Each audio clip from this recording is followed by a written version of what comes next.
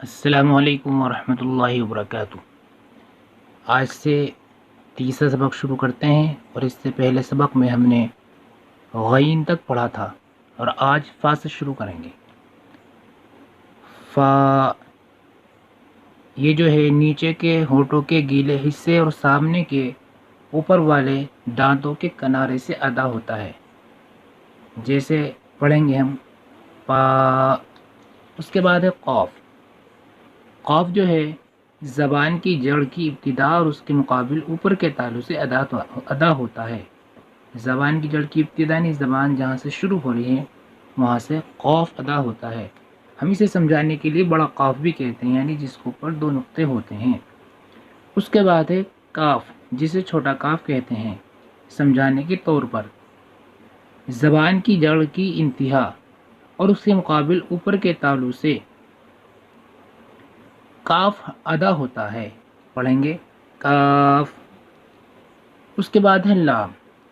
زبان کا کنارہ اور اوپر کے سامنے والے 8 دانتوں کے مسوڑوں سے لام ادا ہوتا ہے۔ اس طریقے سے پڑھیں گے لام۔ اس کے بعد ہے میم۔ میم جو ہے دونوں ہونٹوں کے خشکی کے حصے سے ادا ہوتا ہے۔ میم۔ اس کے بعد ہے نون۔ زبان کا کنارہ اور اوپر کے سامنے کے ایک نوکیلے دانت سے لے کے دوسرے نوکیلے دانت کی مسوڑوں سے ادا ہوتا ہے۔ جیسے کہیں گے نون۔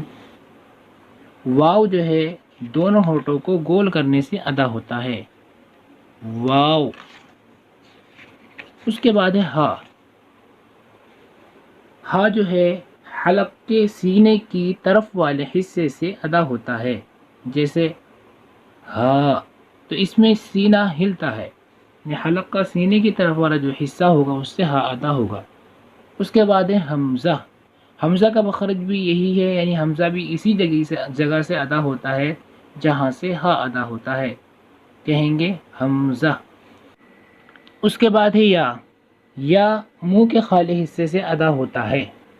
اس میں یا کی 2 شکل دی گئی ہے، یعنی یا اس طریقے سے بھی لکھا ہوا آتا ہے، اور جو لمبی یا ہے اس طریقے سے بھی لکھا ہوا آتا ہے۔ تو یہ سبق یہاں تک پورا ہوا، یعنی یہ جو تختی تھی مفردات کی جو شروع میں آیا تھا وہ یہاں پوری ہو گئی۔ اب ہم اس کو اس طریقے سے یاد کریں گے کہ ان کی جو شکلیں ہیں ان کو ہم ذہن میں بٹھائیں گے، اور وہ نقطوں کے ذریعے سے فرق کریں گے، کہ جیسے کہ اس میں لکھا ہے نقطوں کی پہچان، تو 2 نقطے اوپر، یعنی 2 نقطے اوپر اگر ہیں اور لائن کے اوپر ہیں تو یہ تا کے 2 نقطے ہیں۔ اس کے بعد 2 نقطے جو ہم بڑا قاف کہتے ہیں اس کے اوپر بھی ہوتے ہیں، لیکن اس کی ایک خاص شکل ہے، وہ گول شکل کی طرح ہوتا ہے، یعنی اگر گول شکل پہ 2 نقطے ہیں تو وہ بڑا قاف کہلائے گا، اگر لائن کے اوپر ہے تو تا کہلائے گا۔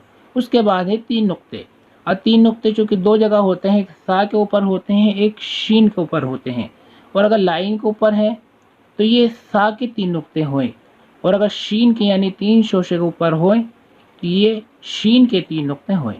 اس کے بعد ایک نقطہ ہے جو اوپر ہے، تو ایک نقطہ اوپر مختلف جگہ ہوتا ہے، جیسے کہ ہا کے اوپر اگر ایک نقطہ آ جائے، ہا کے اوپر ایک نقطہ آ جائے تو وہ خا بن جاتا ہے۔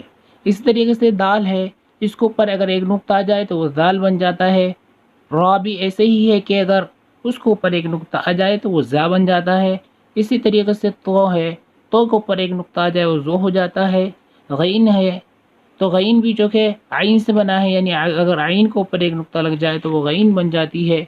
فا کی خاص شکل ہے، اگر اس خاص شکل پر ایک نقطہ آ جائے تو وہ فا بن جاتی ہے۔ اس طریقے سے نون ہے، گول ہے، اور اگر اس پہ ایک نقطہ آ جائے اوپر تو یہ نون بن جاتا ہے۔ تو یہ ایک نقطہ مختلف جگہ آ سکتا ہے، تو اس کی شکل ہمیں یاد رکھنی ہوگی۔ اس کے بعد ایک نقطہ نیچے بھی آتا ہے، جیسے اگر ایک نقطہ لائن کے نیچے ہے تو وہ با ہے، اگر ایک نقطہ خاص شکل جیسی جیم کی شکل ہے، یعنی ایسی شکل کے نیچے آتا ہے تو وہ جیم ہے۔ تو یہ ایک نقطے کی شکل ہے۔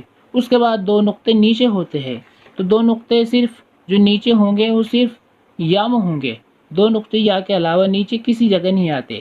اگر 2 نقطے نیچے ہیں تو وہ یا ہے۔ تو یہ سبق یہیں تک رہے گا. امید ہے کہ آپ اس کو ذہن نشین کر لیں گے. اور اس کے یاد کرنے کا طریقہ یہی ہے کہ ہم ایک دوسرے سے سوال کریں کہ جیسے با، اس کا نقطہ کہاں ہوتا ہے، اوپر نہ ہوتا ہے یا نیچے ہوتا ہے؟ تو سامنے والا بتائے گا جیسے با کا ایک نقطہ ہے اور نیچے ہے تو صحیح بتایا. اگر اس کے خلاف بتاتا ہے تو اس نے غلط بتایا. یہ یاد کرنا ہے کہا اس طریقے سے ذہن میں. آخر میں آپ سے گزارش ہے کہ ویڈیو کو لائک کیجیے گا اور صدقہ جاریہ کے طور پر شیئر کیجیے گا، کمنٹ کیجیے گا تاکہ آپ کی رائے ظاہر ہو جائے. اور بیل آئیکن کو بھی کلک کیجیے گا تاکہ آنے والی ویڈیو جو ہیں وہ آپ تک بآسانی پہنچتی رہیں.